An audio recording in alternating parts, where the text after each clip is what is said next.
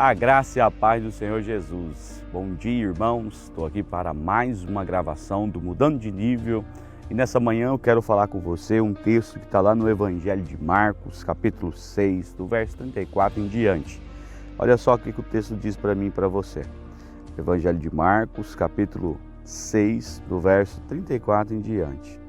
Quando Jesus saiu do barco e viu uma multidão, ele teve compaixão deles, porque era como ovelhas sem pastor.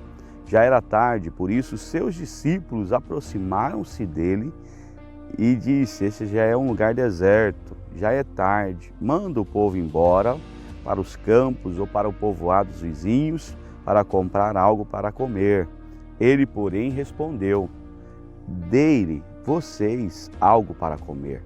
Eles então disseram: "Senhor, se tivéssemos 200 denários para alimentar toda essa multidão, seria lícito gastar tanto dinheiro para alimentar o povo?" Sabe? E aí ele pergunta: "O que você tem? Quantos pães você tem? Verifiquem." E eles foram verificar. Quando ficaram sabendo, disseram: 5 pães e 2 peixes. Então Jesus ordenou que fizesse todo o povo assentar-se em grupos na grama verde. Assim eles assentaram em grupos de 100 e de 50. Tomando os 5 pães e os peixes, olhando para o céu, deu graças, abençoou e partiu. Em seguida, deu a seus discípulos e entregou a seus discípulos para que eles servissem o povo. E também dividiu os peixes entre todos eles. Todos comeram e ficaram satisfeitos. E os seus discípulos recolheram 12 cestos cheios de pedaços de pão e de peixe. Os que comeram era quase 5.000 homens, fora 5.000 homens. Esse texto é muito interessante para mim e para você, porque você vê que Jesus e seus discípulos voltam de um lado para o outro do barco, então é outro lado do barco, nós falamos de outro nível novamente, aonde tem uma multidão ali se aproximando de Jesus. A Bíblia diz que Jesus teve compaixão dessa multidão, porque eles pareciam ovelhas sem pastor, dispersas, sem cuidado. Então Jesus começa a ensinar eles. Eu não sei você, mas muitas pessoas acham um culto de 2 horas muito tempo. 2 horas, né? Muito tempo. Mas esse povo estava ali a tarde toda para ouvir Jesus, o tempo todo. Imagina umas 6 horas, 7 horas de culto e Jesus pregando para esse povo e eles estavam lá ouvindo. Então os discípulos, preocupados com a multidão, preocupados com a questão da comida da multidão, porque aonde acharia, querido, pão para 5.000 homens, mais mulheres e crianças? Aonde teria lugar para comprar? Se fosse nos dias de hoje, você para comprar 5.000 pães, se fosse só 5.000 homens, para comprar um pão para cada homem, você teria que ir numa padaria e pedir, encomendar muitos dias antes para eles fabricar essa quantidade de pães exclusiva para um evento de tamanho porte.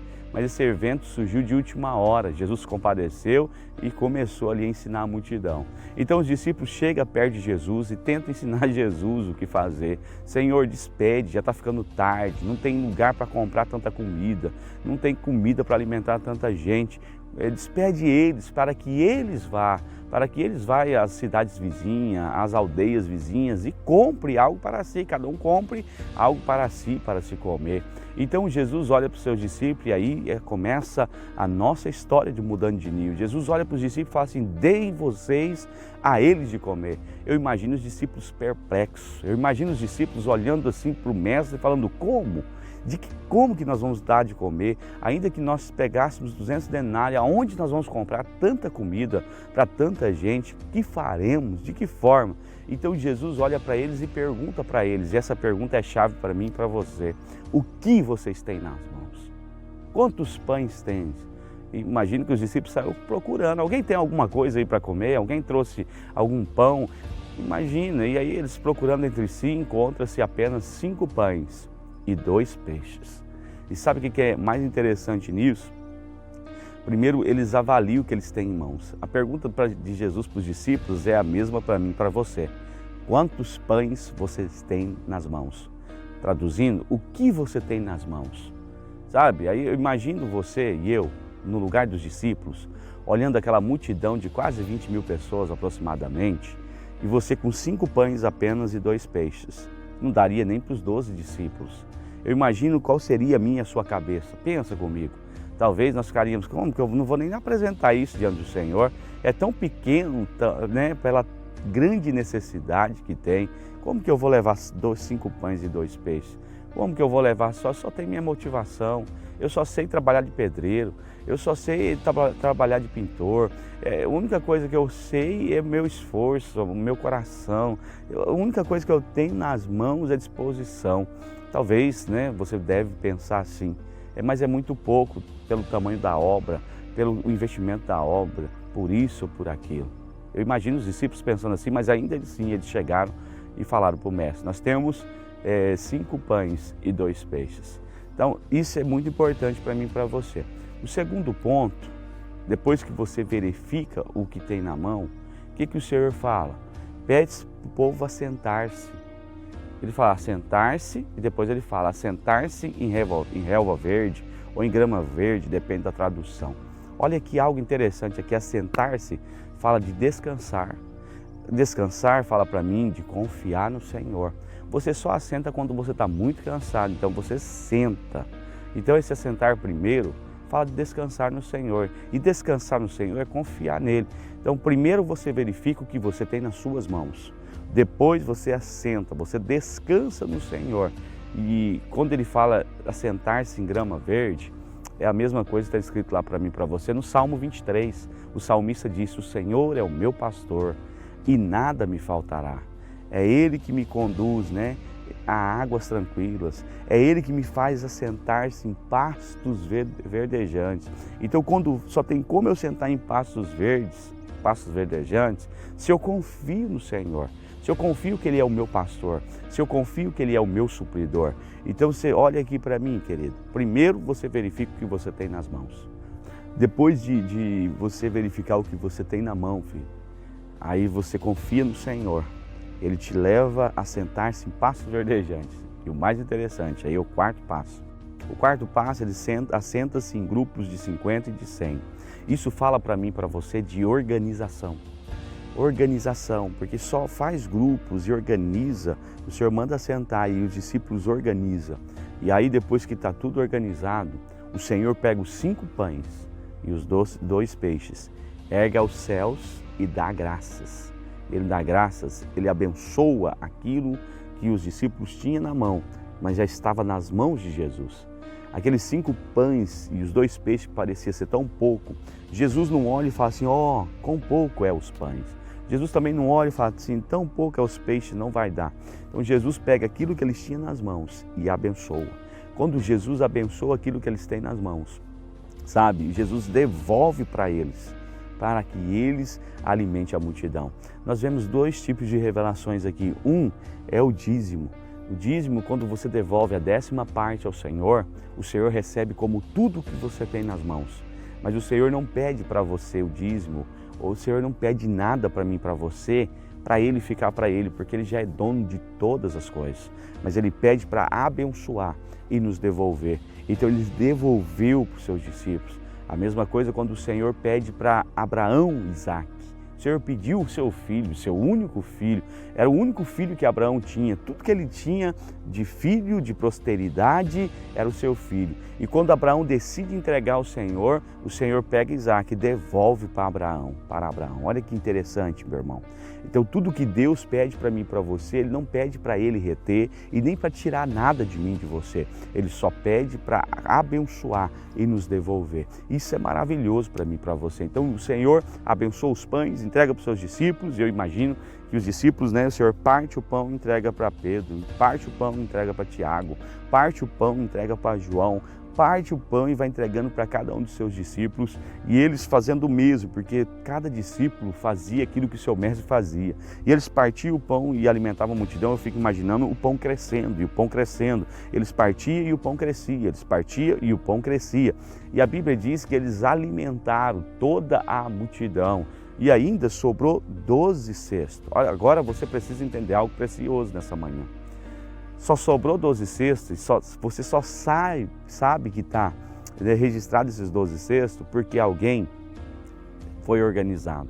Porque os discípulos eram organizados. Eles organizaram os grupos, eles organizaram o cesto, eles recolheram o que sobrou, eles organizaram a sobra. Então só alguém muito organizado, ele vai te dar detalhes do que sobrou, de como foi, qual foi a organização, quantos cestos sobraram. Você só sabe disso porque é organizado. Uma pessoa desorganizada não sabe quanto ganha, não sabe quanto gasta e nem quanto está devendo, não tem organização, não sabe nem como vai fazer para pagar as contas. Mas uma pessoa organizada, ela sabe quanto ganha, sabe quando pode gastar, qual o valor que pode gastar e sabe o recurso que tem na sua mão. Então os discípulos sabia que tinha 12 cestos, registraram 12 cestos por causa da organização. Todos os seres humanos têm provisão de Deus. O Senhor nunca deixa faltar o que há de beber, o que há de comer, nem o que há de vestir. Mas uma coisa eu quero te dizer nessa manhã. Você quer ter um milagre extraordinário, uma multiplicação extraordinária na sua vida, organiza a sua vida, organiza a sua vida, organiza a sua vida. Quando você organiza a sua vida, o Senhor pega aquilo que você tem nas mãos e Ele faz multiplicações, não só para você e para as pessoas que estão à sua volta, mas quando Deus multiplica, sobra, é para soberjar na minha e na sua vida. Querido, isso é muito importante, meu irmão, amado, muito importante você entender isso aqui. Primeira coisa, verifique o que você tem nas mãos. Coloca aquilo que você tem nas mãos do Senhor. Confia nele e Ele vai te conduzir a pastos verdejantes. E quando Ele conduz a pastos verdejantes, você consegue organizar a sua vida. Ninguém consegue organizar a vida sem paz. Nós só conseguimos organizar se tivermos paz. Atribulado não tem como. Deixa eu te falar mais. A desorganização tira a paz do coração. A desorganização tira a alegria das pessoas. A desorganização traz estresse, traz ansiedade. Sabe, uma pessoa totalmente desorganizada é uma pessoa nervosa, é uma pessoa, incomodada. Imagine você que está me assistindo, você que é mulher, e você chega na sua casa, tem louça na pia, roupa jogada por todo canto, a casa suja. Você quer chegar nessa casa? Você fica estressada com isso. Mas se você chega na sua casa, a pia está limpa, bonita, o sofá cheiroso, a casa organizada, limpinha, é algo maravilhoso. Então a organização traz paz, a desorganização traz estresse. E para mais uma coisa, deixa eu te falar, o Senhor não pode multiplicar, não é que Ele não quer não, Ele não pode multiplicar para o desorganizado, porque vai desperdiçar, vai jogar fora. Sabe, o Senhor fala na sua palavra, não dá pérola aos porcos, não joga as pérolas para pessoa desorganizada. Porque olha só que interessante isso para mim e para você.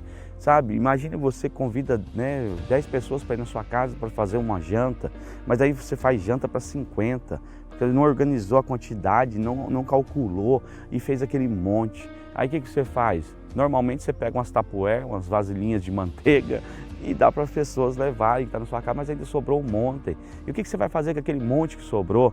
Normalmente você vai desperdiçar, vai jogar fora. Nós precisamos ser organizados, porque o nosso Pai, Ele é organizado. E aí, querido, eu quero finalizar só com isso aqui para você. Lá em Gênesis capítulo 1, a terra estava sem forma e vazia, e o Espírito de Deus pairava sobre a face do abismo. E disse Deus, haja luz, e houve luz. E viu Deus que a luz era boa, e fez separação entre luz e treva. Deus já começou ali a organização. Então não tem como eu e você sermos organizados por nós mesmos.